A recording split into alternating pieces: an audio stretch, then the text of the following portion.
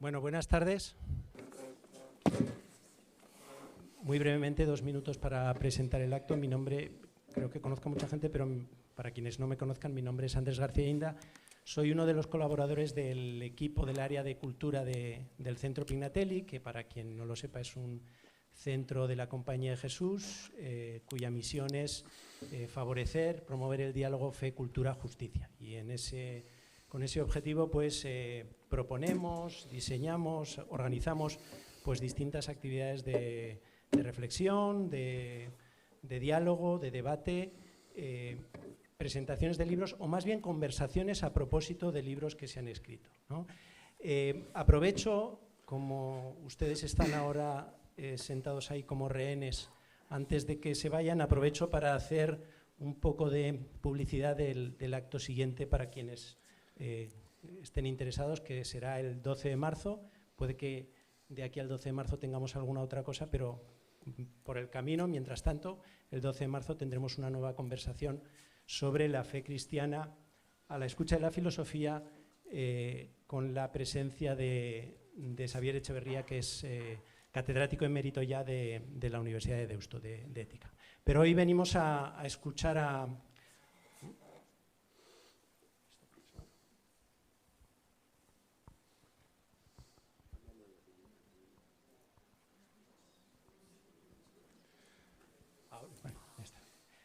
Hoy veníamos a escuchar a Álvaro Lobo, a Manuel Magdaleno y a Marta Valero.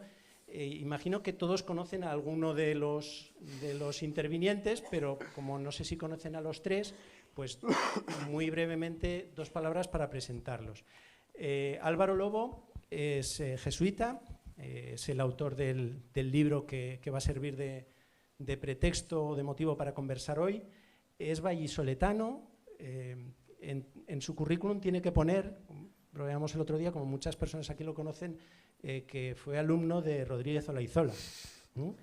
Pero sabemos que Rodríguez Olaizola presume de haber sido maestro de Álvaro Lobo.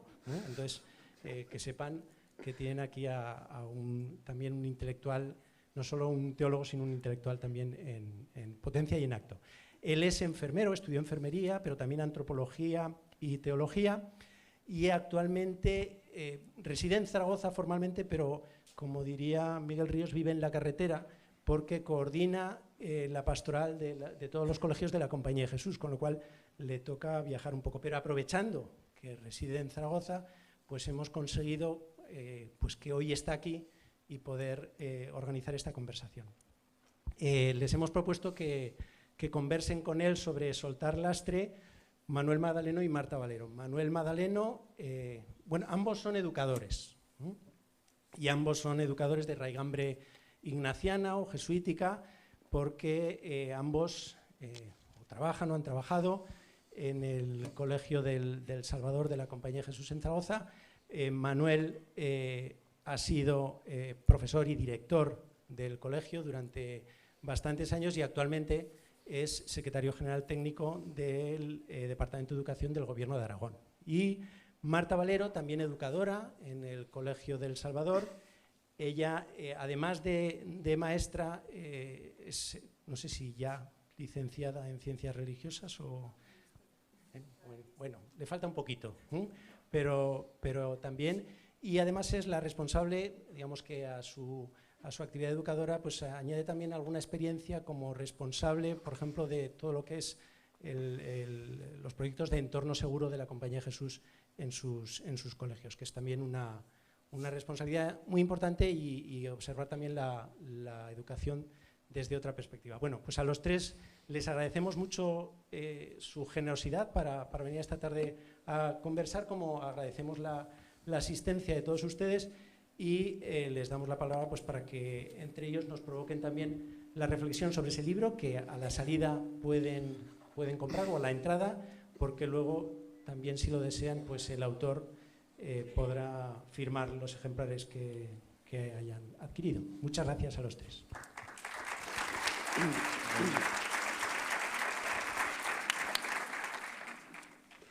Bueno, a mí me han puesto en el centro, no porque sea el importante, que es Álvaro, que además el foco le da a él. Habrán visto que hay un sino porque me toca un poco pues, moderar esta charla de hoy, ¿no? Y esta presentación del libro. Yo tengo que empezar diciendo cómo supe del autor y cómo supe del libro, ¿no? La primera vez que supe del autor, yo había ido a una reunión de directores de la zona norte en Pedreña, en Santander, a un monasterio, y como el bar más cercano estaba a unos 20 kilómetros, aunque el resto sí que se animaban, yo siempre me llevaba un libro para poder leer, ¿no? Y yo estaba tan feliz porque además estaba releyendo la crónica de una muerte anunciada y me fastidiaron el libro porque me dieron un texto de Álvaro Lobo que se llamaba El arte de construir catedrales, la educación jesuita. La verdad es que agradecí ese texto porque para mí fue auténtico oxígeno. De repente la Compañía de Jesús, a través de Álvaro Lobo, volvía a hablar de manera explícita. Tan explícita que volvía a reivindicar el término católico, no solamente el término cristiano. El libro, pues vino él a mi despacho a regalármelo. He de reconocer, cuando vi soltar lastre, me sonó un poco Juan Salvador Gaviota, ¿verdad? O sea, o Alberto Cortés, Castillos en el aire. Yo dije, madre mía, que yo creía que venía la renovación y viene un naif aquí. Para nada, para nada. En la página 21, de la cual leo un poquito, empecé a entender de qué iba el libro. ¿Por qué había escogido este nombre? Que ahora le preguntaré por qué había escogido este y no otro. Tierra firme aún no estaba cogido, por ejemplo, eso lo podías haber visto. Y en la página 21 dice, el lastre es la carga que llevan embarcaciones como submarinos, barcos y globos aerostáticos. En física, sirve para facilitar el movimiento vertical, jugando con la gravedad, ya sea aumentando o disminuyendo el lastre. Pero en el mundo de la navegación también sirve para dar estabilidad a una embarcación. Pesa, pero también nos acerca a lo profundo y, por lo tanto, evita que podamos volcar y que vivamos a merced del capricho de las olas. Ahí empecé a entender un poco, decir, vale, no es Juan Salvador Gaviota, sino que va por otro lado. Es verdad que no es hasta la página 156 del libro donde nos desvela exactamente qué es lo que él ha pretendido con ese libro, pero como no voy a ser yo el spoiler, pues lo dejamos para un poquito más adelante. Yo le decía estos días que, claro, él ahora se ha venido arriba cuando ha visto el llenazo, ¿vale? Pero yo como lastre lo intentaba llevar para abajo también y le decía, el 90% no se ha leído el libro, o sea, ni siquiera lo tiene, ni siquiera lo tiene. Entonces yo le decía, lo que tenemos que intentar es que ustedes tengan las ganas de poder leer ese libro, ¿no? Y por eso les voy a leer simplemente el nombre de 3 capítulos y les voy a decir de qué va el tema. Lo primero es la introducción. Y en la introducción, lo primero que te encuentras es la siguiente frase. Vivir no es para tanto. En el capítulo, vamos a escoger así al azar por no leer los dos, capítulo 3, se llama Mañanas de domingo, Coca-Cola cero y una buena amistad. Y nos vamos a encontrar que ahí habla de que no todo vale, que no todo es lo mismo y no todo es aparentemente útil y, por lo tanto, el valor de la verdad. Luego leeremos entre Marta y yo algunos trocillos con los comentarios correspondientes. El capítulo 4, el título que tiene es Delacroix, Edipo y Sálvame Deluxe. Y allí nos vamos a encontrar en el capítulo 4 con los siguientes temas. El significado original de la libertad, aceptar la incertidumbre y el compromiso. Y el capítulo 7, por no leer los dos, son 8 capítulos solamente. Una lectura fácil. O sea, el capítulo 7, que se titula Clint Eastwood, el Joker y un mal profesor, de lo que nos va a hablar es de la seguridad de la ideología, de la conciencia y de la moral. Antes de empezar, Marta y yo, con nuestros comentarios, te lanzamos la pregunta. Es decir, ¿qué pretendiste tú al escribir este libro y por qué ese título? Bueno, antes de nada, muchas gracias por estar aquí. La verdad es que uno le emociona, por no caer en el emotivismo, pero luego hablaremos. Pero, bueno, yo creo que el libro es un poquito como de casualidad.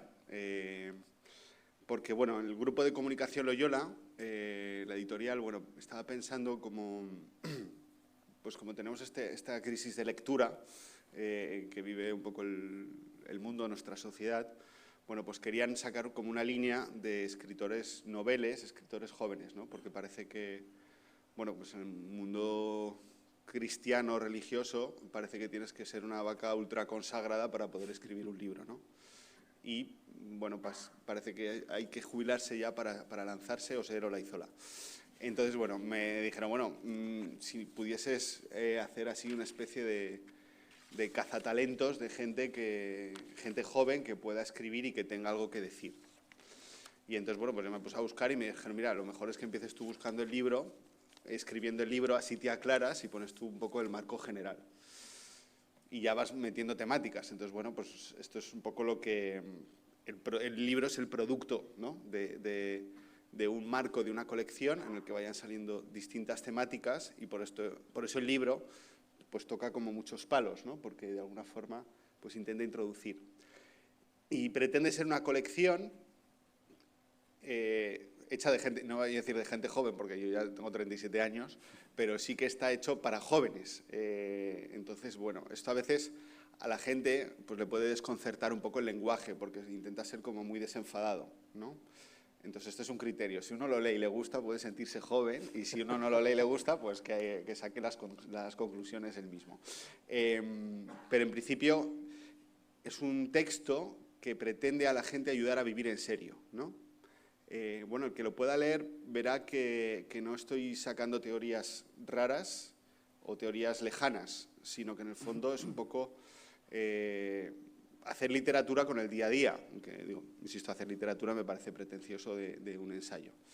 Pero bueno, este es un poco el objetivo, ¿no? Que uno lo lea y que le haga reflexionar. Yo creo que esto es lo importante, ¿no? Que puedan ir surgiendo preguntas y que el que lo lea no esté al 100% de acuerdo con lo que digo, porque en el fondo la pretensión es que la gente piense, ¿vale? Que esto es algo muy revolucionario, pero este es el objetivo, ¿no? Que pensemos sobre nuestra vida, sobre nuestra realidad, bueno, con ejemplos que nos pasan mucho en nuestro día a día y referentes culturales, ¿no? Los títulos están puestos para que no sepas lo que pone en el capítulo, ¿no? Un jesuita el otro día me escribió indignado porque es que yo leo los capítulos y no sé de qué va. Y digo, pues objetivo cumplido, porque en el fondo no se trata de eso. Es más, para poner los títulos de los capítulos, hacía un repaso de ejemplos que aparecían en el libro y os voy a poner ejemplos de manera que engañe al lector, ¿no? Entonces, bueno, este es el objetivo de los títulos. Bueno, buenas tardes a todos. Pues a mí me pasó al revés que a Manolo, y ya lo siento, porque cuando yo, Álvaro, vi que comentaste que habías escrito un libro y yo soy de las que cuando hay un libro me voy ahí a San Pablo, ¿no? A ver a nuestra amiga Charo, a ver si ya lo tiene. Y vi lo de soltar lastre, pues a mí realmente me sedujo bastante eso de soltar. Lo siento, Manolo, es que estoy en una edad ya...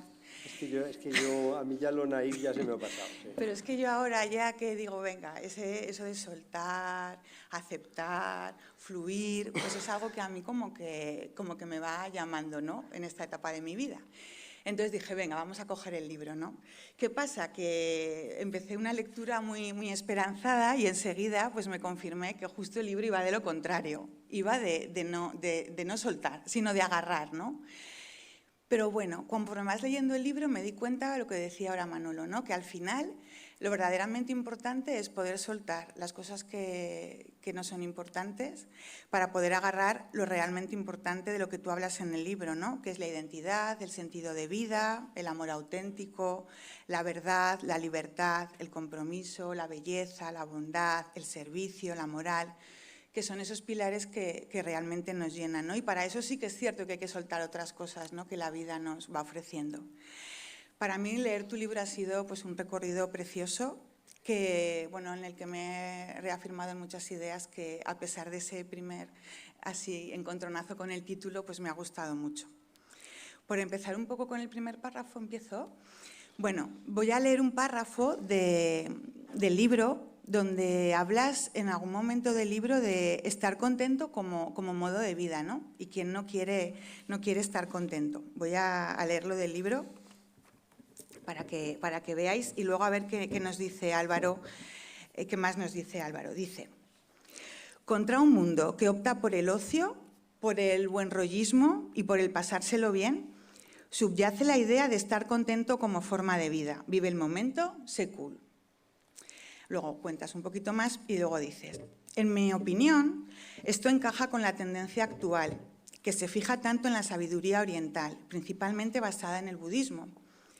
La estabilidad como horizonte, la paz interior, el agua estancada. En definitiva, la ausencia de problemas como hilo conductor.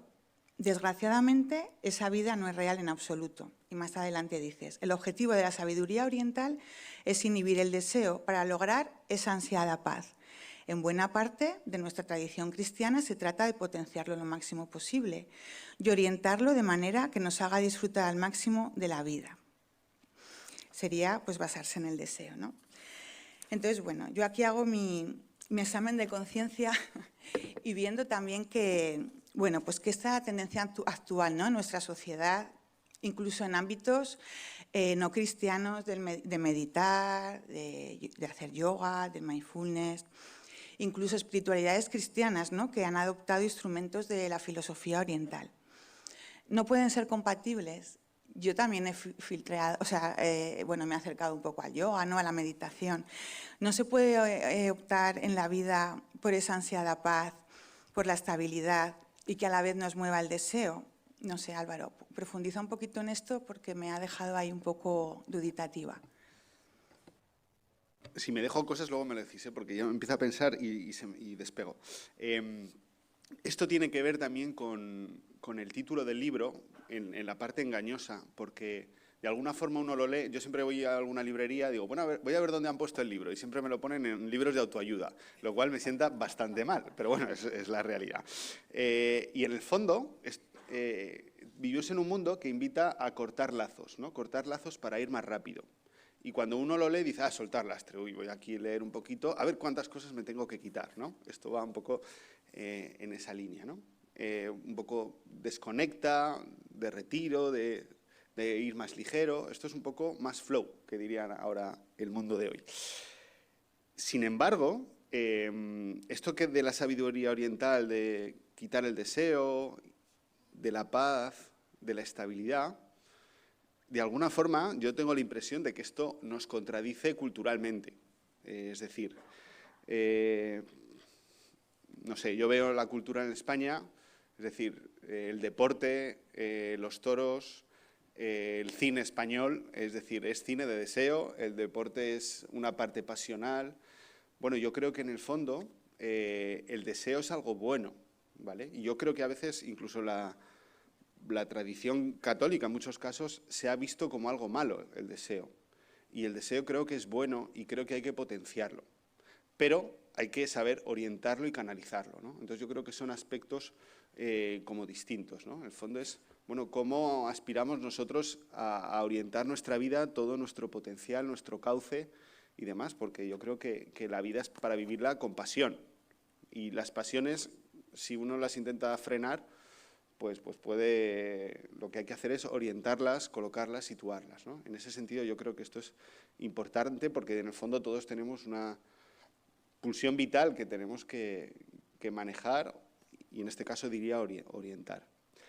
Y luego, esto conecta también con la falsa estabilidad que nos proporciona el mundo, ¿no? Yo creo que el sueño de toda persona es el día después de las vacaciones, ¿no? Dices, en el momento en el que no tienes que hacer nada, no te levantas, estás ahí.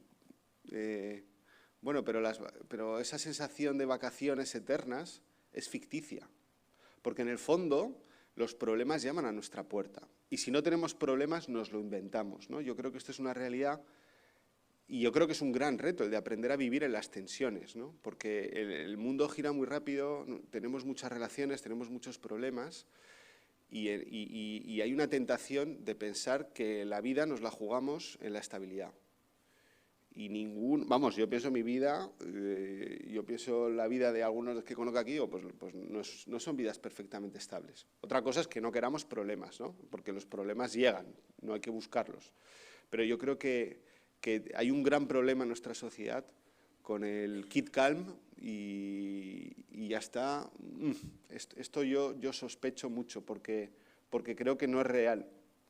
Y a mí siempre me gusta el ejemplo, espero no hacerte los spoilers de las preguntas, pero vamos, yo como sanitario, en el fondo, cuando el electrocardiograma está parado, es que estás muerto.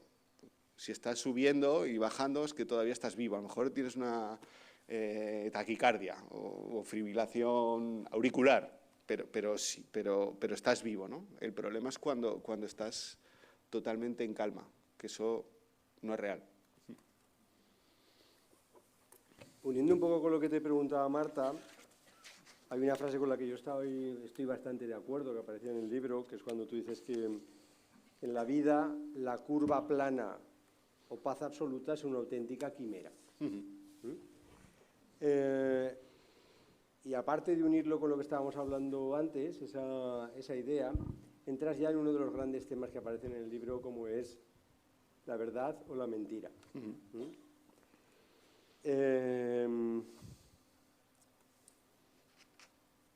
Esa necesidad de solidez, de profundidad, de líneas estables, contrasta con la propuesta del mundo de hoy, a lo que muchos llaman posverdad. Y en otro párrafo citas al propio Tocqueville cuando dice es más fácil para el mundo aceptar una simple mentira que una verdad compleja. La pregunta es, del nihilismo pasamos al relativismo. Del relativismo estamos ahora ya en el emotivismo, donde la verdad solo la consideramos verdad si yo la siento. ¿Estamos en una sociedad líquida, como dice Zygmunt Bauman, o gaseosa, como dice Alberto Royo? Bueno, yo, como siempre que hablo, los que sois aquí feligreses, sabéis que me gusta hablar de fútbol, entonces tengo que poner el ejemplo ahora. Es del Madrid. Soy del Madrid, por si... No estaba planificado. El otro día, en una rueda de prensa, Xavi, perdonad si hay aquí alguno del Barça, empezó pues a hablar de la liga adulterada y todo eso, ¿vale? Esto puede ser discutible, pero dijo una frase que dijo, esta es la verdad, yo lo siento así. Y dije, es que lo ha clavado, porque esto ocurre, ¿no? Que estás a veces hablando con una persona y dice, bueno, yo lo siento así. Dices, bueno, yo lo siento así, pero esto es una barbaridad lo que vas a hacer con tu vida y a lo mejor con la de tu pareja, con la de tus hijos, etcétera, ¿no? Este modo de ver la verdad, yo siempre pienso un poco, a mí me gusta pensar siempre cuál es el pensamiento que predomina, ¿no? Incluso cuando hablas con una persona, intentas pensar cuál es la fuente. La edad moderna, vamos a hacer un poco de historia, en 1627 Descartes publica el discurso del método. Y entonces es pienso, luego existo. Entonces, ¿qué ocurre a Descartes? Pues que él está escribiendo y entra en una especie de ensoñación y dirá, pues estoy en Zaragoza, o estoy en el Piñatelli, o estoy en Santa Engracia, estoy en Valladolid o en Zaragoza. Y entonces empieza a soñar y lo único que se da, que la única certeza es yo pienso, luego existo. Esto pues lo habremos escuchado todos en los libros de historia, o si no, no nos acordamos, pero es así. ¿Cómo sale de ahí? Bueno, pues apoyándose en una verdad eterna y permanente que es Dios. Y sobre eso va construyendo todo el pensamiento cartesiano, es decir, hasta las matemáticas, un poco el modo de comprender la realidad es así. Claro, ahora estamos en una situación en la que hemos olvidado esa idea de Dios con el nihilismo, ¿no? ¿Y qué ocurre? Pues que sin querer estamos dando vueltas como una manguera en medio del jardín, ¿no? Y yo creo que esto es un gran problema porque en el fondo ya no hacemos caso a la verdad, porque la verdad la hemos devaluado o la hemos desinflado. Y entonces, ¿qué nos queda? Las emociones, ¿no? Ahora tú ves una serie en Netflix, tú ves La Casa de Papel y te dicen, haz lo que te salga del corazón. Sí, pero si yo hago lo que me salga del corazón, estaría en la cárcel, en el cementerio o en el psiquiátrico. Entonces yo creo que esto es una realidad. Entonces, claro, hemos dado a las emociones, que es algo importante, ¿eh? Es decir, esto no se trata de vivir en el lejano oeste, vamos, yo mi abuelo, que es un hombre bueno, pero que dice, no sé si siente o padece. Pero esto es una realidad, que ahora hemos pasado sin querer al otro extremo, ¿no? Y si, fijaos, en la tradición bíblica, el corazón era, bueno, la combinación entre el intelecto y el afecto, ¿no? Es decir, que la razón tiene algo que decir, ¿no?, en nuestra vida. Entonces, si lo ponemos todas las emociones, ¿cuál es el gran problema? Pues que siempre tenemos que sentir algo, ¿no? Y hay veces que uno no siente nada. O sea, es que vamos, yo lo veo, que cada vez que voy cumpliendo años, pues me siento muchísimo más seco en ese sentido, ¿no? Entonces yo creo que esto es una de las grandes tentaciones de nuestro tiempo. Si es un tiempo líquido, gaseoso, yo diría líquido, pero tampoco te sé decir a ciencia cierta. Yo insisto un poco más aquí en este tema que también a mí me preocupa, ¿no? El tema de las emociones, y más visto desde la escuela y todo el tiempo que dedicamos a esa educación emocional, ¿no? En la página 61 dices, a ver que lo tengo aquí. Bueno, hablando de lo que decíais ahora, ¿no? La adulación colectiva de las emociones, que para muchos son las únicas verdades que se pueden percibir. Hasta aquí es lo que hemos dicho, lo que decía, sientes, luego existes, ¿no? A nadie le extraña, pues, el individualismo se ha convertido en una nueva religión donde el bien y el mal están diseñados a gusto del consumidor. Intuyo que a muchos también les pasará esta curiosa situación. Volver a tu tierra natal por vacaciones y encontrarte con gente que te pregunta con cariño, respeto y cierta curiosidad dónde estás viviendo, a qué te dedicas. Y también es un clásico lo siguiente, la siguiente respuesta. Pues si estás contento, eso es lo importante. Da igual que seas jesuita, taxista o narcotraficante. Entonces, yo sí que me pregunto mucho, siguiendo un poco con lo que estabas hablando ahora, ¿no? En los últimos años, desde pues que yo soy maestra, ¿no?, profesora, en el cole nos hemos centrado muchísimo en la educación emocional, en el reconocimiento de emociones, en su gestión. Frente a cómo nos educaron a nosotros, ¿no?, pues ha habido un avance importante. ¿Y qué pasa? ¿Que nos hemos pasado? ¿Que nuestros niños y nuestros jóvenes son demasiado frágiles? ¿O que este trabajo de emociones no crees que les ha dado otra fortaleza que les puede ayudar a enfrentarse más a la vida? La verdad es que a mí, viviendo en ese lado, ¿no?, de haber dedicado tiempo y que sigues en eso, ¿no?, pues me cuesta, ¿no? Y el pensar ahora cómo lo podemos hacer, cómo le damos esa vuelta a la tortilla, porque no va esto de extremos, ¿no?, de mucho a nada. ¿Cómo hacemos, Álvaro? Tú que estás ahí también en los colegios de la compañía, ¿cómo nos aconsejas? Bueno, yo creo que en este caso, es decir, iba a decir que la educación emocional no es algo malo, es decir, pero yo creo que si solo nos quedamos ahí puede ser preocupante. Es decir, porque como todo, yo creo que la educación, ¿no? Y a veces la educación pues tiene su parte a veces que va de modas y que se pone demasiado el acento en una cosa y luego es lo contrario. Pero yo creo y que tenemos que aspirar a la conciencia, a desarrollar la conciencia, porque ahí la conciencia, en el fondo también, aunque luego se puede hablar un poquito más, ¿no?, es donde de alguna forma se adecúa, no se amolda, bueno, pues la parte emocional que tiene cada uno con la parte de distinguir el bien y el mal de forma necesaria, ¿no? Yo creo que si nos fijamos, la conciencia es una de las grandes perjudicadas de nuestro tiempo. Nadie te dice hace inconsciencia o obra en conciencia, no, cada vez se habla mucho menos, ¿no? Y yo creo que esto es algo importante y esto es algo básicamente de la antropología cristiana, ¿no?, el desarrollo de la conciencia y, vamos, en la tradición jesuita, por supuesto. Te iba a hacer ya la pregunta incómoda, pero voy a esperar un poco todavía. A ver, algo de lo que hemos hablado muchas veces y con Andrés muchísimas, yo creo que casi lo he aprendido de él, tiene algo que ver con una frase que aparece en uno de tus párrafos, donde, analizando un poco la sociedad y sobre todo el impacto que tienen en los jóvenes, la cantidad de estímulos que ellos reciben y sobre todo ante la pregunta de nunca se ha educado tanto en valores como se está educando actualmente. Hasta en la última aldea de Galicia, en estos momentos, se educa en valores. ¿cómo puede ser que educando tanto en valores nos encontremos con unas faltas de autocontrol y sobre todo de compromiso tan fuertes, ¿no? Y entonces, bueno, pues Álvaro en el libro nos dice, de tanto recibir estímulos se nos ha anestesiado el corazón. Y un día que hablaba yo con él y con Andrés, que estaba aquí también, pretendíamos dar un salto que nos hubiera ya calificado de carca cualquiera de los que nos estuviera escuchando, porque Andrés decía, en estos momentos los valores se han convertido en algo absolutamente digerible. Es decir, son de fácil digestión.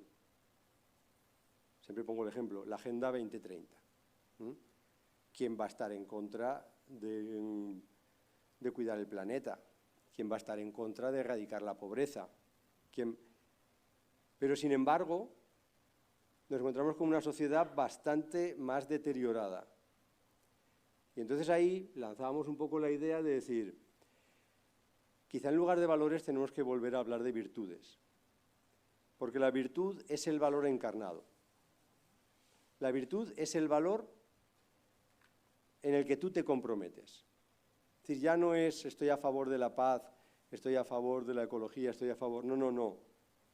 Es decir, yo de manera virtuosa yo me comprometo a esto. Mi pregunta, o siguiendo este comentario, es, como decía Aristóteles, ¿volvemos a las virtudes o nos quedamos en los valores?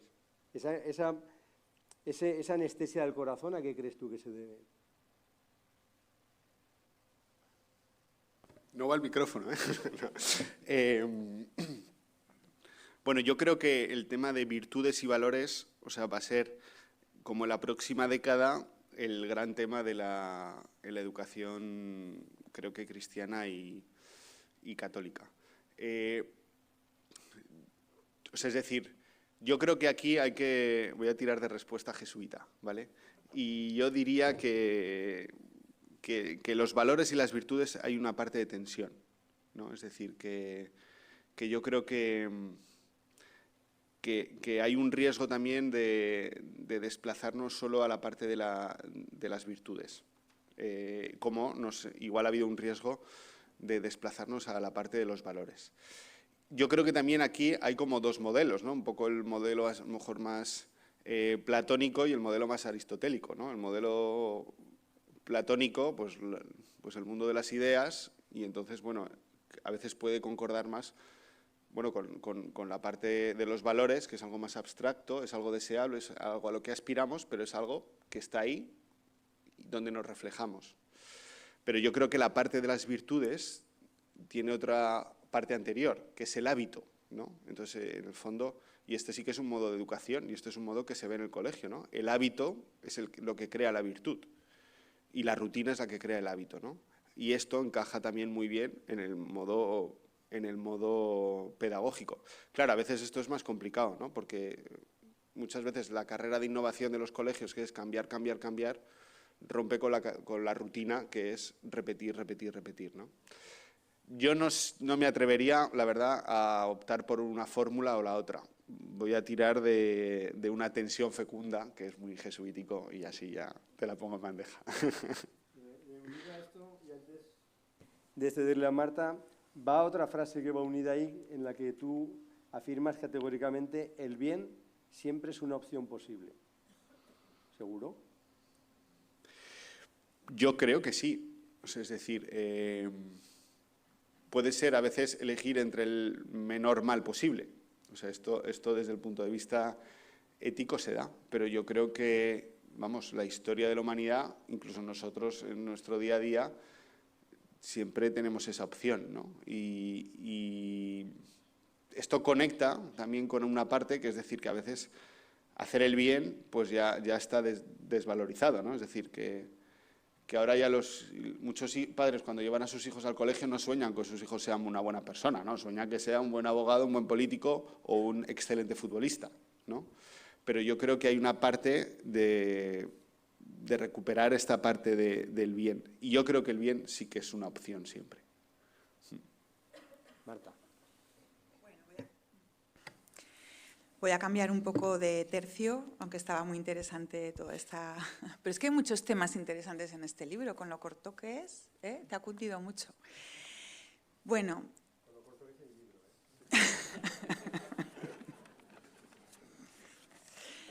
Bueno, en el libro dices, debemos reconocer con humildad cómo la mayoría de nosotros nos enfrentamos a otro tipo de libertad.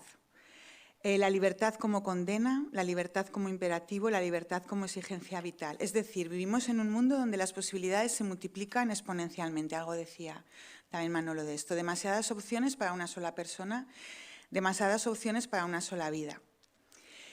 Y anhelamos, bueno, hay párrafos entre medio que no leo, anhelamos una corriente que nos conduzca hacia una única opción, porque somos incapaces de renunciar. Así, entre tanta libertad, paradójicamente, es fácil que nos volvamos algo más gregarios. Tantas opciones nos deslumbran y acabamos haciendo caso a lo primero que se mueve, porque no nos permitimos equivocarnos. La libertad nos deslumbra. Bueno, para mí esto es un peligro, ¿no? El buscar un poco que nos den las cosas hechas. Esto va en contra con algo que hablas también en el libro, que es la libertad interior, ¿no? Que es algo también muy de nuestra espiritualidad ignaciana, ¿no? Algo que brota, ¿no? Del conocimiento interno y del discernimiento. ¿Puede ser que hoy los jóvenes busquen esa seguridad de algo que les dan más hecho, que no tienen que decidir? Y pienso no solamente en movimientos políticos, ¿no? Sino movimientos dentro de la Iglesia, ¿no? Donde, bueno, pues no se liberan de tener que elegir, de tener que optar, ¿no? Y tienen así menos quebraderos de cabeza y bueno, pues se olvidan, ¿no? O dejan de tomar partido con valentía por las cosas. ¿Puede ser que esto esté ocurriendo un poco también con los jóvenes dentro de la Iglesia o no lo es así? Bueno, yo no sé si los jóvenes dentro de la Iglesia también hay tantas posibilidades de elegir. O sea, es decir, que en otras cosas el mercado es muy grande, pero en la Iglesia tampoco hay tantas opciones, ¿no? Yo ahí sí que creo que... Yo no sé si lo llevaría al campo de la Iglesia. Pero sí que hay aquí como algunas reflexiones, ¿no? Yo creo que la libertad, por mucho que hablemos, en el fondo la libertad es un grandísimo eslogan. O sea, que todo político que se precie puede utilizar la libertad porque a veces es tan amplio que caben muchas cosas, ¿no? Es decir, pues hay partidos, perdón, no voy a meter la pata hay países que pueden decir, no, nosotros somos un país libre y todo lo contrario, ¿no? O sea, esto es una realidad, ¿no? Pero, fíjate, yo el otro día, bueno, pues yo voy a Madrid, Barcelona, he vivido muchos años en París, ¿no? Y en esas ciudades donde tienes tantas posibilidades cada día, es decir, que siempre tienes un plan y siempre, digo, pues puedes ir un día al cine, otro al teatro, otro quedar con unos amigos, otros con otros, porque tienes tantas cosas. Yo tenía la impresión de que al final acaba generando ansiedad, porque el día que te quedas tú en casa sin hacer nada parece que estás tirando el tiempo y te estás tirando tu vida, ¿no? Entonces yo aquí es como lo veo, como el exceso de opciones a veces a nosotros nos llega a agobiar, porque en el fondo lo que nos fastidia a veces no es tanto elegir, sino renunciar. Yo muchas veces lo veo pues con las personas a lo mejor que están pensando entrar en la compañía, no les da miedo entrar, sino a veces les da miedo renunciar. O sea, ese es un gran tema, ¿no? Lo ves muchas veces con jóvenes que cuando acaban la carrera y de repente van a salir al campo de fútbol a trabajar y les entran unos agobios, unos miedos, porque de repente ya no vale decir echar la culpa a tus padres, sino que te toca a ti salir a torear. Entonces, en estos casos, bueno, pues claro, nos cuesta mucho elegir. Yo creo que hay una opción en el campo abierto que sí que nos volvemos gregarios. En particular en la Iglesia yo creo que no, porque es que no hay tantas opciones. O sea, es decir, no vivimos... Y sobre todo más en las ciudades que no son Madrid. Yo creo que no hay tanto gregarismo. Y en las ideologías, que también hablas mucho de eso, que las ideologías hagan un poco esos populismos que también nombras, ¿no? Que les eviten o que nos eviten, yo me incluyo también el tener que pensar, que decidir, el coger un todo o ya que lo damos más hecho. Yo creo que aquí hay una parte que de la misma forma que el ser humano somos capaces de comprender muy bien la psicología de las personas, esto que hablamos antes de las emociones, técnicamente y demás, la psicología colectiva es muy complicado de manejar. O sea, en ese sentido yo creo que está ahí. Luego todo jesuita siempre en sus ratos libres pues ha estudiado algún tema. Entonces yo he dedicado mucho al tema del populismo y demás, ¿no? Y entonces el populismo encaja en el mundo de hoy, o sea, por varios motivos. Uno, porque vivimos en el mundo de la posverdad, donde tú no tienes que demostrar una mentira. Es decir, tú dices una mentira y eso quedará ahí. Y son mensajes cortos, entonces Twitter es magnífico porque vale lo mismo o vale más un tweet que una tesis doctoral. Y son las emociones, ¿no? En el fondo eso es lo que uno vota de forma visceral, ¿no? Y sigue a las personas de forma visceral, ¿no? Y esto, lo de las emociones, bueno, pues esto recuerda aquellos estadios de Hitler jaleando a las masas, ¿no? Entonces yo creo que es ahí un punto donde funciona muy bien. Claro, las emociones y los mensajes cortos, rápidos y no demostrables, pues entonces aquí encaja muy bien. Las ideologías no es lo mismo que el populismo, ¿no? Pero yo creo que es uno de los grandes peligros de nuestro tiempo, ¿no? En el fondo las ideologías pues son unas gafas que nos ponemos para ver la realidad y miramos todo desde ahí, ¿no? Bueno, tú lo ves, a veces, que no se me malinterprete, pero a veces a lo mejor pues una rueda de prensa rápida de un político no te dicen, oye, vamos a pensarlo un poco, ¿no? Sino que ya te da la ideología, ya te da la respuesta dada, ¿no? Y sin querer te separa en buenos y malos, derecha, izquierda, y yo creo que la realidad es un poquito más compleja, ¿no? Y la ideología tiene ese gran peligro. Yo creo que es uno de los grandes riesgos que tenemos ahora en nuestro mundo. Es decir, porque olvidamos la conciencia y yo creo que también la fe, si apagamos la fe, crecen las ideologías y los afectos, que eso pues encaja muy bien con el emotivismo, claro. Uno con esto de las ideologías, porque como decías, en este mundo de posverdad, yo entiendo que a los jóvenes las ideologías les dan mucha seguridad. Si vemos los nacionalismos es algo que se ve clarísimo, ¿no?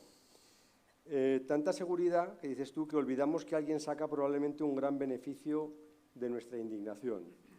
Me recordaba el texto de Gregorio Luri, que para quienes no lo conozcan, dice, mientras la dignidad necesita argumentos, a la indignación le bastan estados de ánimo. La indignación tiene más capacidad para fomentar resentimiento que para plantear soluciones. Es demasiado inestable para poder ser constructiva. Es lo que llamamos el emotivismo ético, que nos permite ser ineficientes, pero sentirnos moralmente excelentes, ¿no? Y ante eso tú dices que el antídoto frente a ese poder de las ideologías es la conciencia. La conciencia, que es ese espacio sagrado, leo textualmente lo que dices, donde cada persona adecúa sus actos a la verdad, al bien, a la vida humana y a la justicia, que requiere paciencia, consejo y contraste. Y dices, y para ello precisa de otro elemento que también la sociedad ha tirado por la borda, la moral. ¿Qué es la moral? ¿Qué entiendes tú por moral? Bueno, si luego se me olvida alguna cosa, y vuelvo a preguntar, Manolo. A mí con esto de la indignación, yo cuando estaba estudiando en París, siempre con esto del populismo, además el populismo tiene un vínculo muy fuerte con el terrorismo y con los totalitarismos, ¿no? Porque en el fondo es obviar la verdad y eso tiene sus consecuencias, ¿no? Entonces yo me fijaba, si te fijas, los partidos populistas siempre aparecen cabreados. O sea, ahora en vuestra cabeza haced el ejercicio y pensáis siempre, rueda de prensa, poselecciones o antes, siempre es desde la indignación y desde el cabreo, ¿no? O sea, y si nos fijamos muchas veces en los regímenes totalitarios, nacen de ahí, nacen de que alguien es un genio y es capaz de canalizar toda esa indignación, ¿no?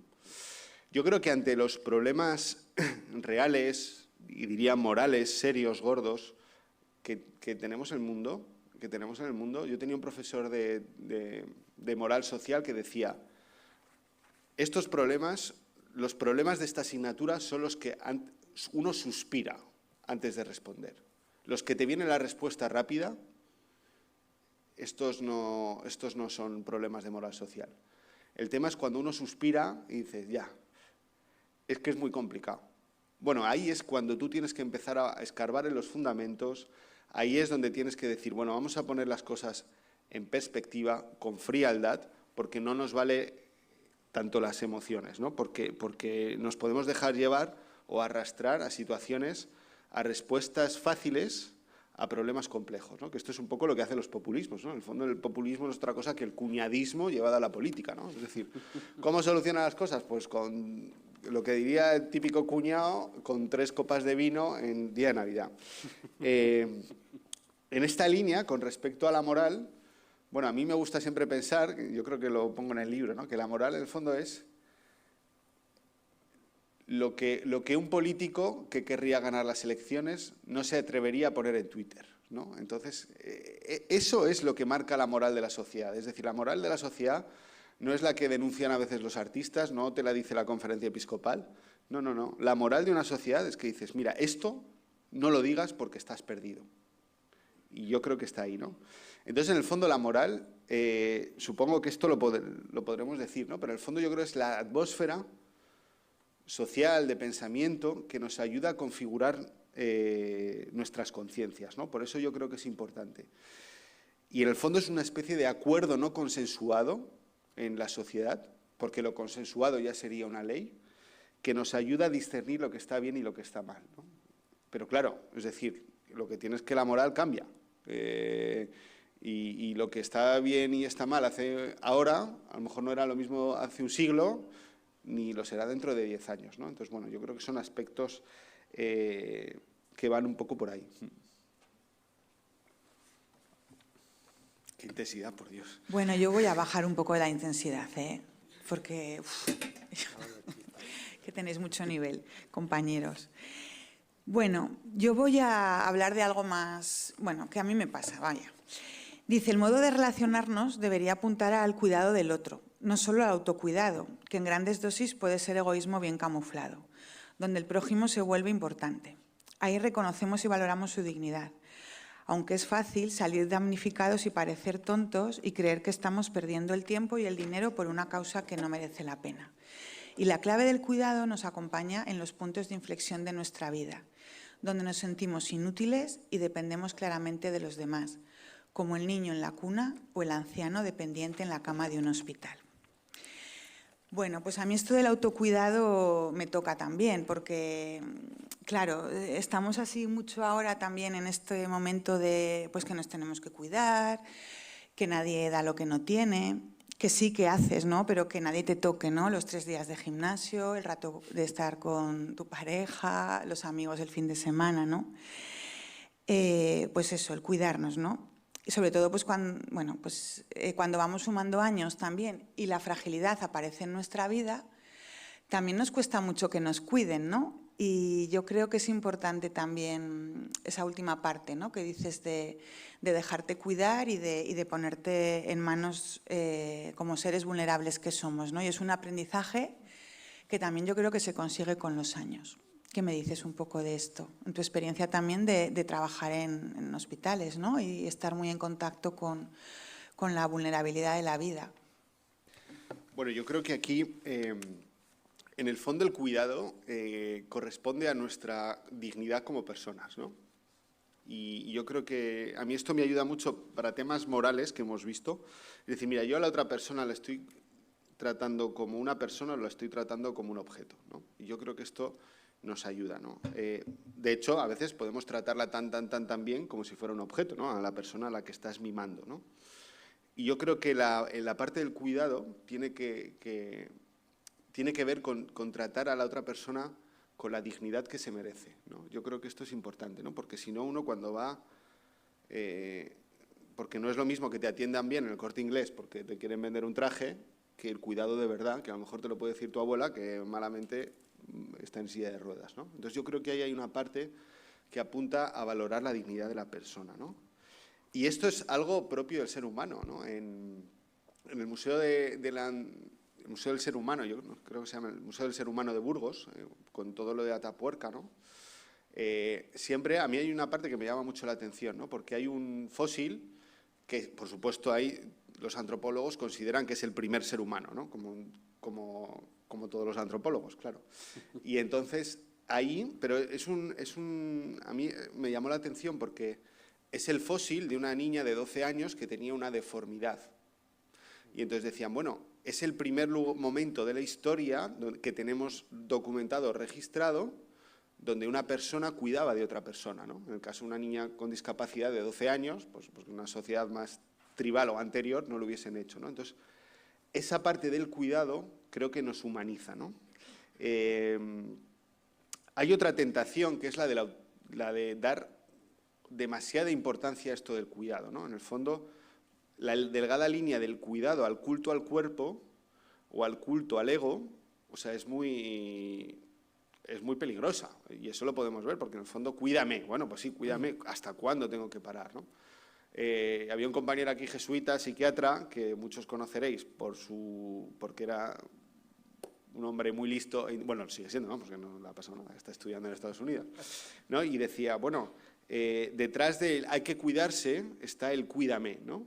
Y a veces a las personas la mejor forma de cuidarle es exigirle, ¿no? Yo siempre pongo un ejemplo de fútbol, otro más. Los futbolistas, cuando recuerdan a algún entrenador, no dicen, es que fulanito nos trataba muy bien, era muy cariñoso con nosotros, ¿no? Nadie dice eso. Sino que decía, bueno, es que este nos exigía mucho y sacaba lo mejor de nosotros, ¿no? Yo creo que son aspectos y matices distintos, ¿no?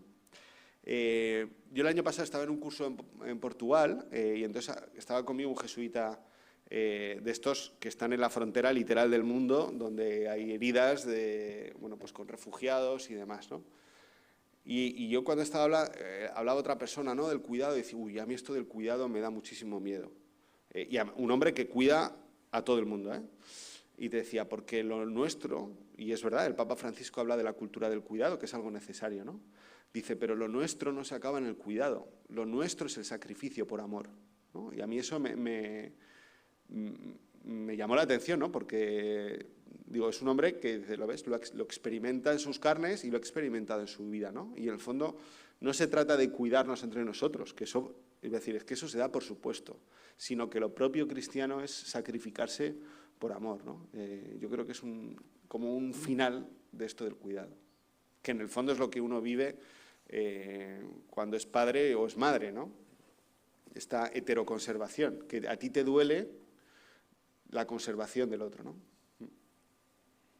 Yo si tuviera que escoger dos capítulos, me quedo con el 4 y el 5. El 4, que es el que nos habla de la libertad y que te hace plantearte cuestiones incómodas, y el 5 en el que habla sobre la belleza. Aparte de frases que me sorprendieron, como lo bello es rival de lo útil, que bueno, lo dejo para otra charla con una cerveza delante, sí que es verdad que hay un párrafo que dice lo siguiente. Dice, la belleza exige la verdad y la belleza necesita tiempo.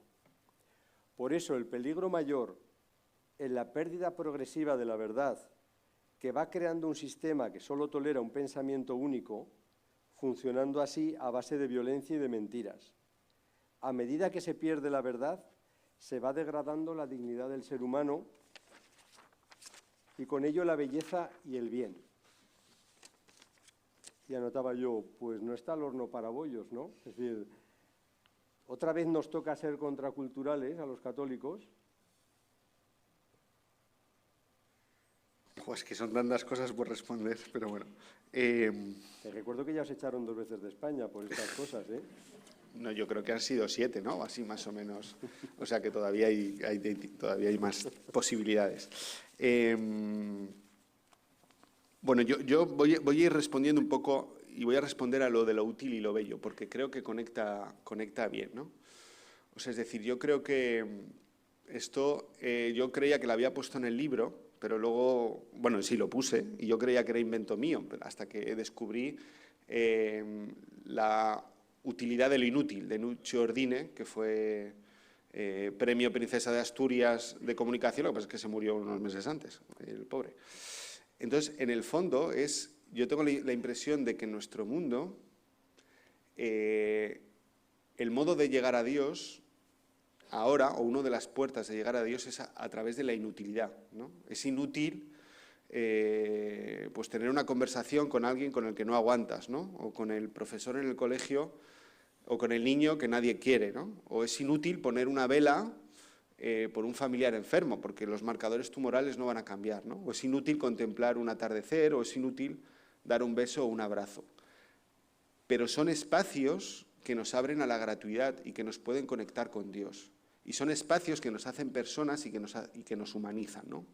Por eso creo que la belleza tiene esa parte de inútil, ¿no? Yo creo que hay belleza útil, sí, pero creo que estamos llamados a recuperar espacios de inutilidad donde podamos contemplar esa belleza de la vida, de la realidad, no solo del arte, ¿no?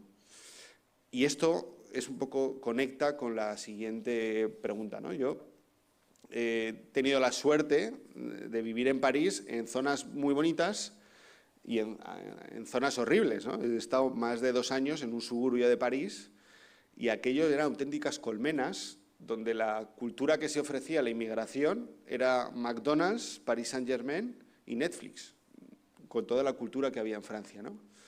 Y tú veías que ahí el criterio era drásticamente el de la utilidad, ¿no? Y ese criterio de la utilidad, de alguna forma, acababa degradando a las personas, ¿no? Porque además, si tú lo veías en contraste con lo bonito que era París, cómo te humaniza la belleza, cómo la falta de belleza te deshumaniza, ¿no? En el libro lo pongo, en la novela 1984 de Orwell. Bueno, en el fondo es una distopía, como ahora todo lo que hay, ¿no? Porque nos cuesta pensar el futuro.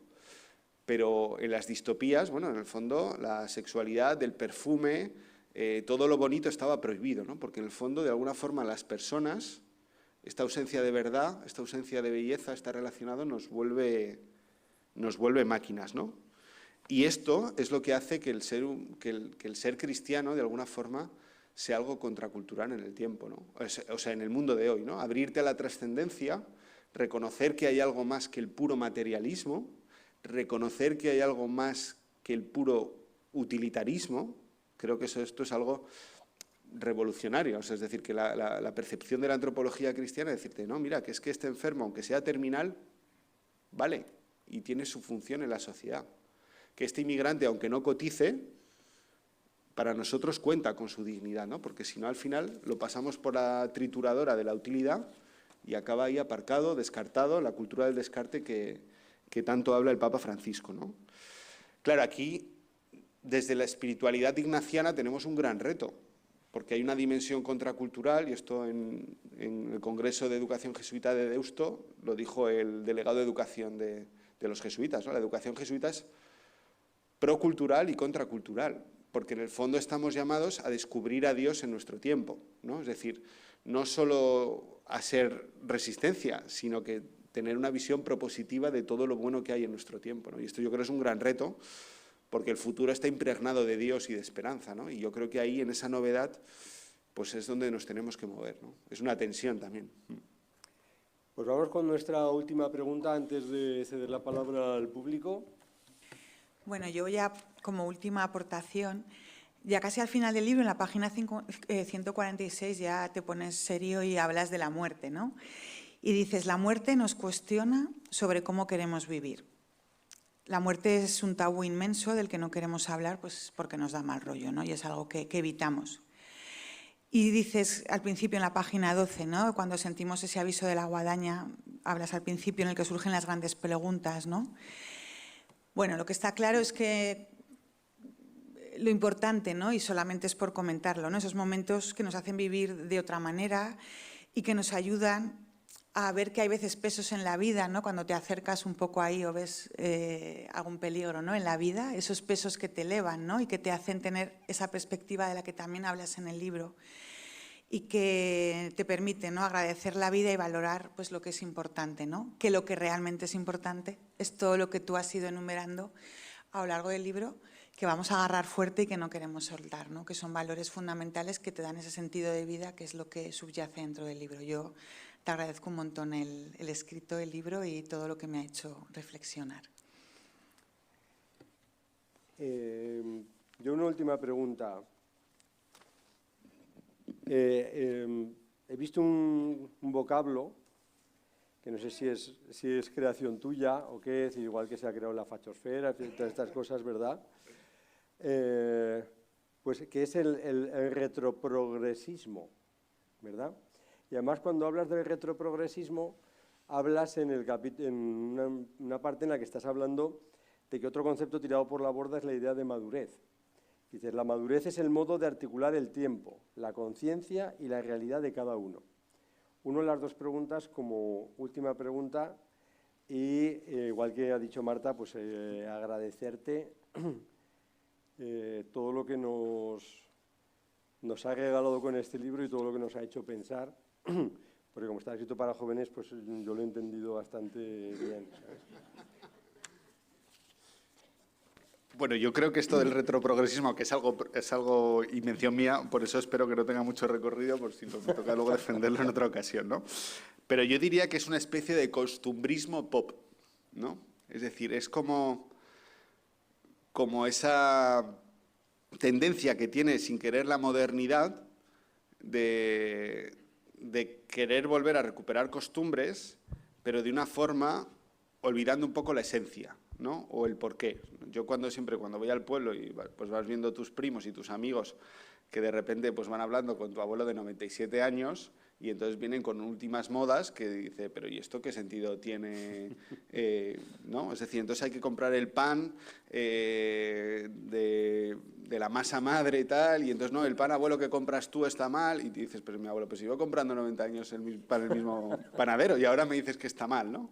Entonces, claro, yo ahí es donde lo veo, ¿no? Yo qué sé, yo pensaba cuando lo escribí unos amigos que ahora eran fanáticos pues de ir a San Isidro y a la verbena de la Paloma y tal, y dices, bueno, sí, pero esto de dónde te viene, ¿no? Que no está mal recuperar las costumbres y la esencia, pero recuperar las costumbres con la esencia. Porque a veces sin querer simplemente queremos coger arquetipos de otro tiempo porque parece que nos hace conectar y pueden ser carcasas vacías, ¿no? Yo creo que eso es una parte que es una tentación también de nuestro tiempo, ¿no? Y luego está la dimensión de la madurez, ¿no? Que yo creo que esto es el gran reto que tenemos nosotros, ¿no? Bueno, pues porque a veces pues nuestros padres o mi padre, mis abuelos han crecido con una proyección del espacio y el tiempo adecuada al ritmo vital, ¿no? Lo que pasa es que ahora vivimos en una especie de espacio y tiempo que cambian mucho y va mucho más rápido. Es decir, el ritmo de viajes y de vida que llevo yo, pues claro, mi madre se asusta y a mi abuelo pues considera que soy un extraterrestre, ¿no? Entonces, claro, esto no solo es en lo espacio-temporal, sino que es en el modo de vivir determinadas cosas.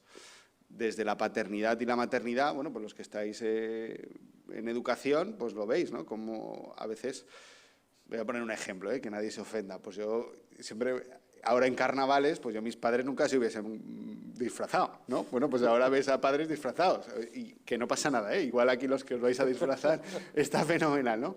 Pero es decir, pero que sin querer, bueno, pues esas dimensiones han cambiado, ¿no? Y entonces la madurez requiere, bueno, adecuar tiempos, espacios y la propia evolución de la persona, ¿no? Y eso cambia, porque es que el mundo cambia y no es nada fácil, ¿no? Y entonces...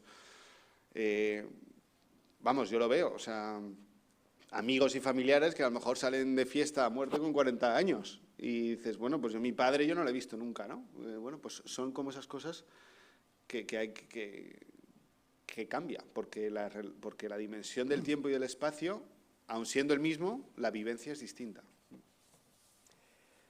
Bueno, pues es el momento ahora con Andrés, que va a hacer de azafata del micrófono, que le vamos a hacer a Álvaro las preguntas que tengamos sobre él, sobre el libro, recordando que si no hacen preguntas, Dice él en el libro, dejar de hacerse preguntas conlleva poco a poco hundirse en el fondo del mar. Así que a ver si esto nos anima. Levantamos los... y un aplauso para él.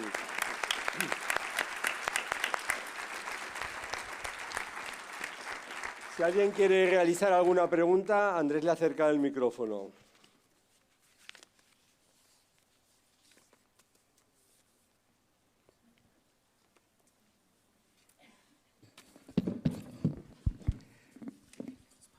Amparito siempre ha sido la aplicada de la clase, ¿eh?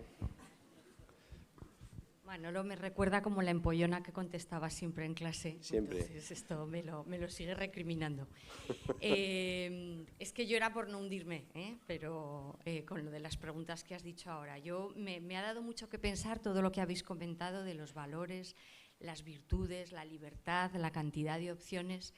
Y yo ahora me preguntaba que dentro de la cultura de la cancelación en la que vivimos ahora, quería a ver qué respuesta me dabais a la contradicción entre tener tantas opciones y al mismo tiempo tener que mirar nuestro lenguaje, si tocamos o no tocamos a alguien, si vemos algo que corresponda o no corresponda. A mí la cultura de la cancelación en general me produce mucho escándalo, pero porque pienso que no se podría haber rodado ahora la vida de Brian, entre otras muchas cosas.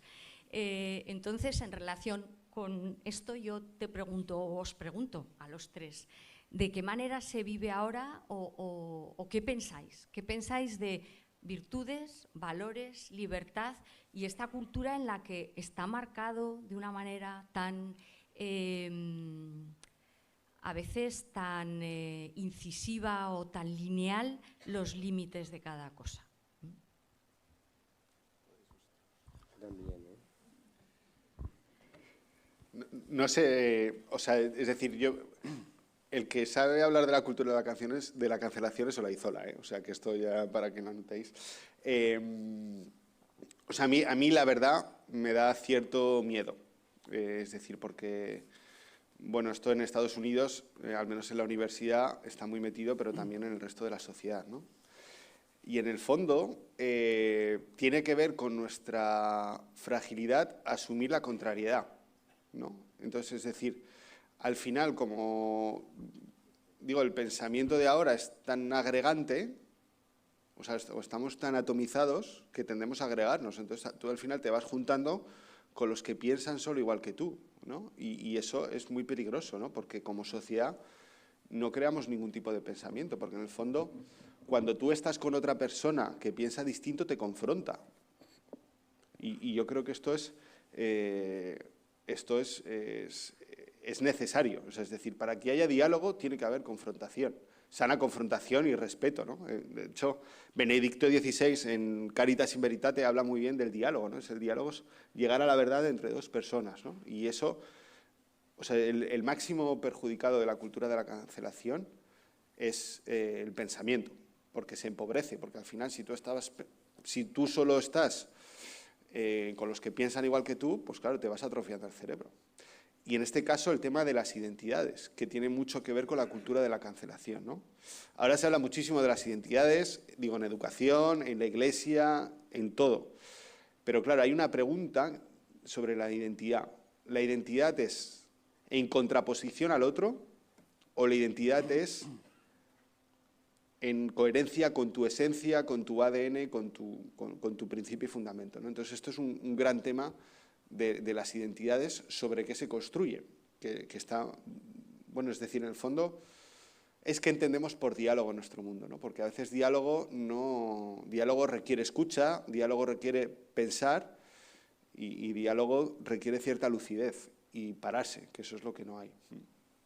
Si yo recuerdo, está aquí Esther Ciudad, que fue la organizadora del primer foro de la cultura a nivel nacional, en el que tuve la oportunidad de participar. Y recuerdo que había un ponente que hablaba del neopuritanismo, ¿verdad?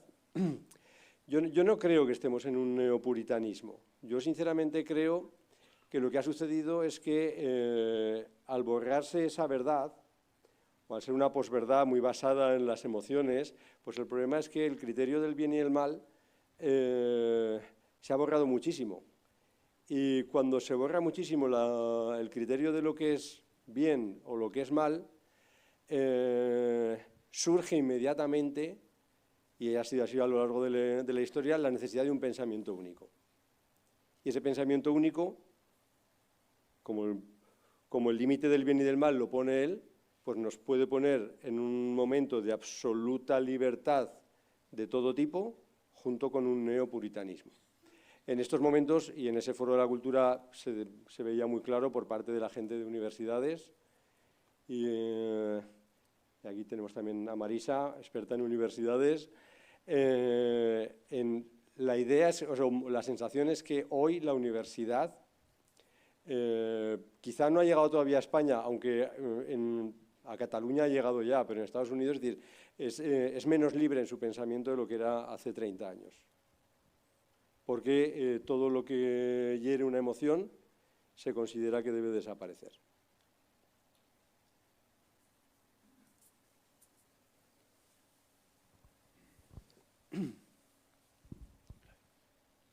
Buenas tardes. Gracias a vosotros, a Marta y a Manolo, por vuestra aportación a que el libro de Álvaro, que yo agradezco y por el que te felicito, aunque todavía no lo he leído, pero casi seguro que me gustará, pues ha enriquecido mucho la conciencia de la gente y la necesidad de hacerse preguntas, y creo que es lo importante. Pero yo ahora quisiera incidir en otra cosa, que a mí quizá por mi profesión pues me preocupa bastante, y es que estamos hablando de procesos culturales, de etapas culturales, y vamos pasando, que es el romanticismo, que es el racionalismo, el momento de la emoción, lo que queráis. Hay algo que hace tiempo ha nacido, que yo no me atrevo a llamarlo cultura, pero es el poder de la sensación. Y hablando de jóvenes, mucho más. La sensación. Voy a poner como ejemplo lo que es un público joven ante una película. Perdonad, pero es que tengo, no un catarro, o sea, no os asustéis que no contagio a nadie, pero tengo un problema de garganta. Tú hablas con gente joven, ¿qué película te ha gustado? Y te dan el título de una película donde han estado brincando en la butaca. Lo que ha habido son sensaciones fuertes, rápidas, instantáneas, de una tranquilidad absoluta, has pasado al vértigo más brutal, o de una escena en paz, serena, agradable de contemplar y de escuchar, de repente ha habido un sobresalto que les ha dado un vuelco. Yo no lo voy a llamar que estamos en torno o abocados a una cultura de la sensación, sobre todo en la gente joven, a la que yo aprecio mucho, no estoy ahora en absoluto diciendo estos no saben razonar y no tienen emociones, por Dios, de eso nada. Pero sí es verdad, y entonces aquí puede ser, bueno, yo tengo una sobrina nieta que un buen día que estando en casa me dice, claro, tú no entenderás, Luis, nunca la música moderna. Y tiene razón. Digo, ¿y por qué? Dice, porque tú no la escuchas con las tripas.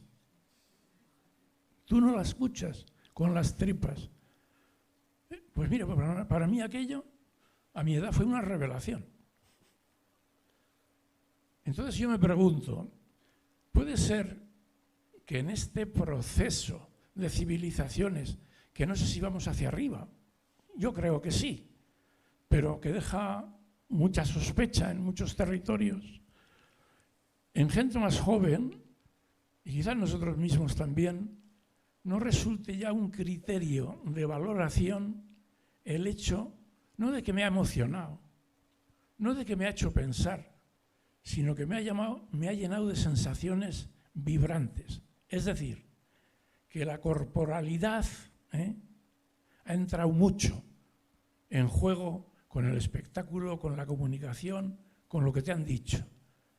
Y entonces yo no sé si estamos preparados para esto, porque puede convertirse para espacios y ámbitos notables casi en, no diré en criterios de valoración, pero sí algo que a veces no tenemos muy en cuenta, las sensaciones. Hablamos de emociones, hablamos de razones y hablamos de valores. Gracias. Bueno, yo voy a seguir, es decir, que al hilo de lo que dices, Luis, yo creo que en el fondo, en el mundo de la cultura, claro, a veces ahora ya no te vale solo una exposición de Van Gogh, sino que no solo tienes que ver el cuadro, sino que tienes que ver todo el entorno, el techo, la música y demás, ¿no? Yo creo que en ese sentido está. Para mí el escaparate grande de las sensaciones es el deporte, ¿no? De hecho, cuando un futbolista se lesiona, dice, está probando sensaciones, ¿no? Es decir, eso es un claro ejemplo, ¿no? Y eso es lo que hay. ¿Cuánto has sentido? De hecho, ¿cuántas relaciones amorosas habrán acabado porque después de la fase inicial de los novios de más pasión ya no sienten, ¿no? Yo tampoco, es decir, yo creo que hay una parte que asusta, por supuesto, pero yo también creo que en el fondo el ser humano o la cultura o la sociedad tiene una parte pendular, ¿no? Yo creo que en el fondo lo que tienen siempre los extremos es que, bueno, pues que crean su movimiento de acción contra reacción. Yo tengo esa impresión, ¿eh? O sea, que en ese sentido vamos a tirar de la esperanza de Dios y la esperanza en el ser humano, o la confianza en el ser humano, mejor dicho, ¿no? Yo voy por ahí. Yo estoy de acuerdo contigo, Luis, y para la gente que trabajamos con gente joven es una ventaja conocer eso. Es decir, es más fácil captarlos, porque buscan sensaciones. De hecho, dentro de lo que es simplemente también los movimientos de iglesia, en movimientos como Hakuna, que me encanta, y que veo cómo van a adorar al Santísimo, pero porque van a buscar sensaciones. Frase jesuítica de siempre es, hay que entrar con la suya para salir con la nuestra, ¿verdad? Es decir, la habilidad nuestra será entrar en ese mundo de sensaciones que yo les creo para que se encuentren a gusto y entrando ahí conseguir que echen raíces, que es lo que les cuesta a ellos. Buenas tardes, soy Jacobo Cano, profesor de la Facultad de Educación de la Universidad de Zaragoza, y unido un poco a esta reflexión me preocupa especialmente el tema de los jóvenes y también de los mayores, de cómo acercar la brecha intergeneracional, cómo aprovechar la experiencia de las personas mayores en cómo encauzar la creatividad y las inquietudes de los jóvenes. Y en el ámbito educativo yo creo que hay experiencias de aire fresco en educación, por ejemplo, cuando se aplica la mediación en la resolución de conflictos, el papel activo del alumnado ayudante, mediador, ciberayudante, en hacer protagonista a los jóvenes. Veo con sorpresa y con aplauso que hay aquí también jóvenes.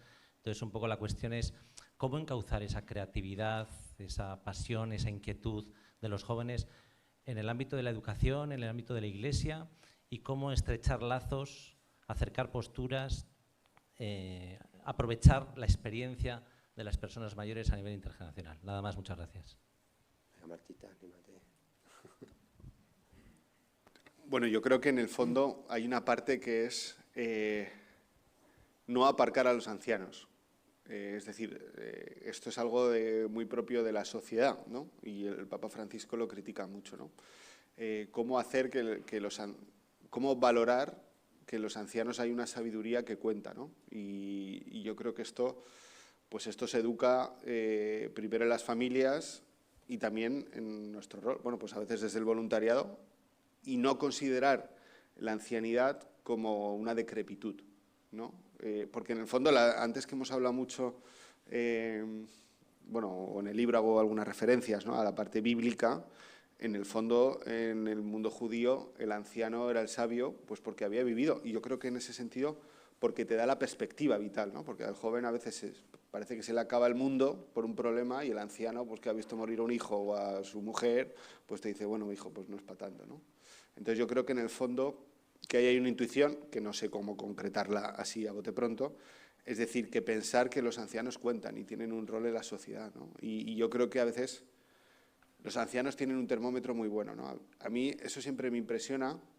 Típica comida familiar, sale temas polémicos y luego sale tu abuela pensando, jo, este pobre inmigrante que le he visto en la televisión muerto de frío en la playa de no sé dónde, después de que su barco haya naufragado, Y tú dices, pues mira la abuela, que casi no se entera de nada, pero es capaz de sentir bastante misericordia por esta persona, ¿no? Es decir, yo creo que hay una parte que siguen contando, ¿no?, en la sociedad, ¿no? Yo creo que esto, el cómo concretarlo, pues ya esto cada director de colegio.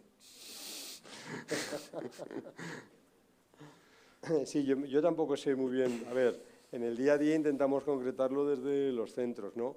Yo lo que sí que creo es que hay que volver, o tenemos que intentar que los jóvenes entiendan que son fruto de una historia, de unas raíces, y que su vida se ha fraguado a base de momentos y personas llenas de bondad que de manera consciente o inconscientemente, como dice Álvaro en el libro, han ido haciendo tanto bien que eso te ha hecho a ti llegar ahí. Yo sé que a los jóvenes en estos momentos hablarles de bondad, hablarles de bien y de hablarles de esas cadenas de bien es algo a lo que no están acostumbrados y les capta. Yo sí que creo que a raíz de la pandemia sí que ha habido un acercamiento. Yo estoy esperanzada en este sentido, ¿no? Lo que hablábamos del cuidado y de la atención a los más mayores, yo lo que veo en los jóvenes y en los niños es que hay adoración por sus abuelos, eso está claro, ¿no? Y eso hay que cultivarlo y hay que seguir manteniéndolo. Las entradas de los colegios están llenas de abuelos, ya sabemos. O sea que... Hola, buenas tardes. A mí me ha gustado en la página 143 que has hablado del punto de fuga en nuestro pensamiento occidental, remite a la resurrección de Jesús de Nazaret, clave de bóveda del cristianismo y de nuestra manera de ver el mundo. A mí me gustaría que para todos fuera así. Y a la vez tengo una cosa con las tecnologías, que las nuevas tecnologías o los juegos y demás parece que nublan la visión de los jóvenes. ¿Y qué va a pasar ahora con la inteligencia artificial? ¿Sabes qué nos dirías? Gracias. Bueno, puedo hablarte de lo del punto de fuga, de la inteligencia artificial. No soy experto, entonces es lanzarme a la piscina y hablar de lo que no sé. El Papa Francisco ha hablado hace poco de ello, que yo creo que es muy interesante, pero bueno, yo creo que es algo que requerirá discernimiento porque tiene sus componentes éticos, pero también que tendrá ventajas para el ser humano, ¿no? Yo creo que en ese sentido es como hay que verlo. Es decir, que no es un cheque en blanco a la tecnología, ni por ser nuevo es bueno, es decir, pero yo creo que requerirá discernimiento, precaución, pero también muchas ventajas como la tecnología, si no, no podríamos estar aquí, ¿no? No sé si quieres que comente la parte del punto de perspectiva o... Vale. Bueno, en el fondo, o sea, el punto de perspectiva es sencillamente pensar que el mañana será bueno porque sencillamente viene de Dios, ¿no? Y a través de la resurrección nosotros confiamos en el mañana. Dicho de otro modo, mi abuela, si no tuviese la resurrección, pensaría, bueno, mañana me voy a morir, ¿y qué? Y entonces mañana seré un recuerdo, pasado olvido y pasado mañana la nada, ¿no? Esto en la dinámica temporal es algo que ocurre. Pero de alguna forma la resurrección se convierte en el punto de fuga de nuestro pensamiento y de nuestra sociedad, como apuntabas ahora, ¿no? La educación, la salud, existen porque pensamos que el día de mañana serán algo bueno. O sea, que el día de mañana será bueno, ¿no? Y construimos nuestra vida pensando en el futuro. Esto, por ejemplo, si nos vamos al pensamiento africano, que es más ancestral, no lo concibe. Pero esto, por ejemplo, nadie se compra una hipoteca pensando que el día de mañana te va a ir mal. Por de pronto el banco no te la va a dar. Es decir, pero que esta dinámica temporal nos ayuda a pensar en el futuro y nos ayuda a construir desde un punto de vista pues longitudinal. Claro, esto que viene del mundo judeocristiano es una novedad, porque el mundo griego era algo circular, ¿no? Y entonces, si nosotros renunciamos a la perspectiva temporal, ¿qué tenemos? Carpe diem, vive el momento.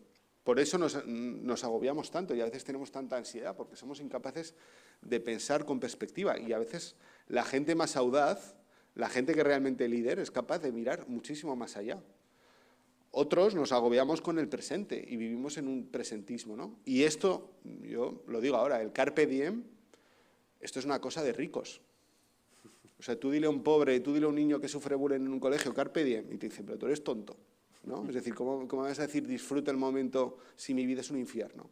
¿No? Entonces, en el fondo el pueblo judío iba intuyendo esto de la vida eterna y la resurrección que luego se concreta en Jesús, en el sentido de decir, mira, habrá un espacio donde se haga justicia a todo aquel que su vida es un infierno, ¿no? Y que el bien, la verdad, la belleza es algo eterno y traspasa la línea de la muerte, ¿no? Yo creo que esto es algo importante. Yo a veces lo pienso, digo, es que la resurrección son cosas mayores, ¿no? Y si nosotros renunciamos a la resurrección, renunciamos a la trascendencia.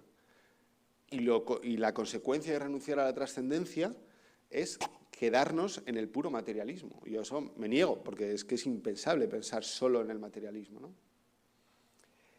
Yo cojo el tema de las nuevas tecnologías y simplemente decir una cosa. Es decir, yo creo que ni nos podemos imaginar los adelantos tecnológicos que vamos a ver en los próximos años, sobre todo los que van a ver nuestros hijos. Yo siempre digo que me acuerdo que mi abuela Felisa, que nos hacía el desayuno y ponía el cazuelo con la leche, y en cuanto se despistaba porque nos ponía el jersey y tal, la leche se derramaba afuera, como habréis visto muchos, ¿no? Y siempre decía, ¿cuándo inventarán una caja donde metas la leche y salga caliente? ¿Verdad? Y apareció el microondas, yo creo que después de que ella muriera. Entonces, no nos podemos imaginar lo que va a aparecer. Yo creo que por eso lo importante, y el libro habla un poco de eso también, ¿no?, es la necesidad, más que nunca, igual que quizá en los años, la educación en los años 70 necesitaba recobrar todo el mundo del afecto, ¿verdad? Y entonces que el niño se sintiera, o que el alumno se sintiera querido, no era solamente ya el palo, etcétera. Yo creo que hoy por hoy lo que en los colegios es urgente es que dotemos a nuestros alumnos de sujeto. Sujeto es la estructura interna que te sujeta. Y es la que te va a permitir, en muchas de las ocasiones, el tomar las decisiones sobre problemas que tú todavía no conoces. Y que hace que no dependas de las tormentas, como decíamos. Es decir, es el lastre necesario para que tú estés sujeto. Ignacio de Loyola lo llamaba subyecto, pero yo creo que se refería a ese tema también, ¿no? Es decir, construyamos sujeto, porque están más a la intemperie de lo que estábamos muchos de nosotros, ¿verdad? Y en cuanto a las tecnologías, tan peligroso es el novófobo como el novófilo. Y en educación, con las tecnologías, hemos experimentado más ocurrencias que evidencias. Entonces yo creo que hay que poner un poco no de sentido común, de rigor profesional, y saber para qué estás usando tú cada cosa, sabiendo que nuestros hijos y nuestros alumnos van a ser herramientas que ellos van a necesitar. Pero en estos momentos, pues sobre todo yo creo que hay que construirles en ellos la estructura interna que los sujeta. Yo, Raquel, retomo un poco lo que hablabas de lo de la resurrección, ¿no?, que es un poco como acaba el libro de Álvaro, ¿no?, en la esperanza y en el que ojalá viviéramos pensando más que estamos amenazados de resurrección, ¿no?, y así nuestra vida a lo mejor tendría otro prisma, ¿no?, y cambiaría nuestra forma de vivirla. Y en ese hacernos preguntas, ¿no?, pues ojalá esto también lo incluyamos.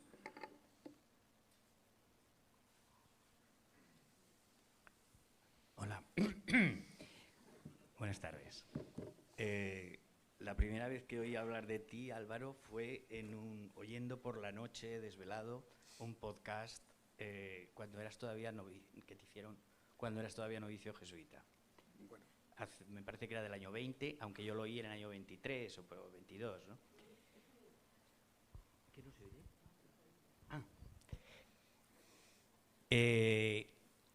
Como lo cogí a medias, entonces empecé a oír cosas que me parecían muy interesantes. Valores y virtudes, ahí encarnabas lo que estabas diciendo, de forma que, bueno, me pareció, tu voz era joven, y por tanto, y la sorpresa tremenda al final fue cuando al final dice la presentadora que eras novicio jesuita. Al día siguiente a mi hijo, que está muy relacionado con Centro Pignatelli, pues le dije, oye, ¿quién es este Álvaro Lobo? ¿Lo conoces y tal? Sí, ¿por qué tal? Bueno, pues que sepas que en aquel momento me cautivaste ya, ¿eh? Bueno, de la magnífica sesión que hemos tenido de estas conversaciones, yo creo que muy atractiva, yo creo que cada uno de los puntos que hemos ido tratando te darían ganas de haber participado, de haber, bueno, pues esto no estoy totalmente de acuerdo y tal, esto es lo que hace vivo una... Pero bueno, me voy a quedar solo con una de las cosas que yo creo que me han como impactado, no, resultado un poco extraña. A la pregunta que te ha hecho sobre la moral o al concepto de moral que te ha dicho que explicaras, te ha pedido que explicaras, has definido la moral prácticamente como un estado de opinión de la sociedad. Y eso tiene un riesgo muy grande porque justamente la moral dominante es fruto de una situación transitoria, muy probablemente lanzada por gente que tiene en el espacio cultural, en el espacio social, una capacidad de transmisión, y ahora con las redes sociales, pues tremendo, ¿no? O con las ideologías de tipo populista que tenemos en este momento, pues es muy fácil, siempre lo ha sido, ¿no? Pero es muy fácil que eso se convierta en esto que lo explicabas como la moral que te impide decir algunas cosas porque esa moral dominante va a ponerte rojo o te va... Entonces, me gustaría un poco que hablarais un poco sobre esta disquisición mía, que igual es absolutamente errónea y disparatada, pero que me ha preocupado un poquito. Sí, yo creo que hay una parte que en el... Digo, evidentemente a veces aquí las preguntas uno puede fallar, ¿eh? O sea, no las preguntas, sino las respuestas uno puede fallar y puede ser discutible claramente. Eso está por supuesto. Pero yo creo que en la moral siempre la clave es cuál es el fundamento de la moral. Y eso es ahí donde a lo mejor ahora como sociedad nos podemos quedar un poco, entre comillas, con el culo al aire.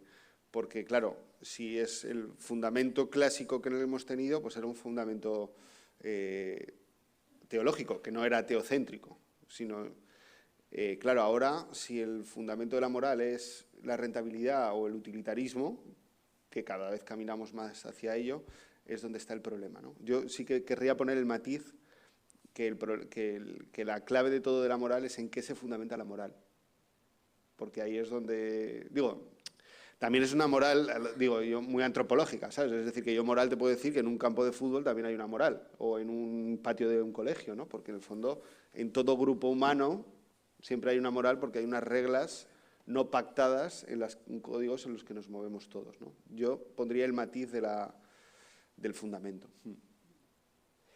No, yo simplemente, es decir, siempre me ha parecido, y en concreto leyendo más el Evangelio que a lo mejor las encíclicas que hablan más de moral, ¿no? Es decir, yo las veces que he visto que Jesús hablaba de moral en el Evangelio, esa moral se basaba siempre en todos los pasajes, en un principio, que es el bien del prójimo. El bien del prójimo.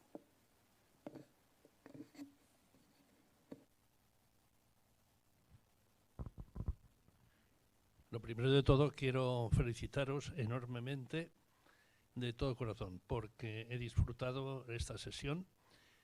Me parece que, aunque no es la primera vez, pero ciertamente no es muy frecuente ver este salón lleno y que cuando empiecen las preguntas no se vacíe. Con lo cual, enhorabuena por todo lo que habéis dicho.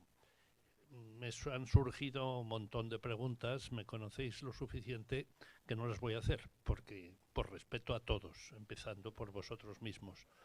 Lo que sí quiero decir, y esto va a sonar a propaganda de la casa, que cuando he oído mencionar lo de la inteligencia artificial, no puedo menos que decir que hace menos de 14 días en esta misma sala ha habido una magnífica conferencia accesible en la página web del Centro Pignatelli, de Inés Gómez Chacón, catedrática de Lógica Matemática en la Complutense en Madrid, y que está al alcance de todos. no os la perdáis.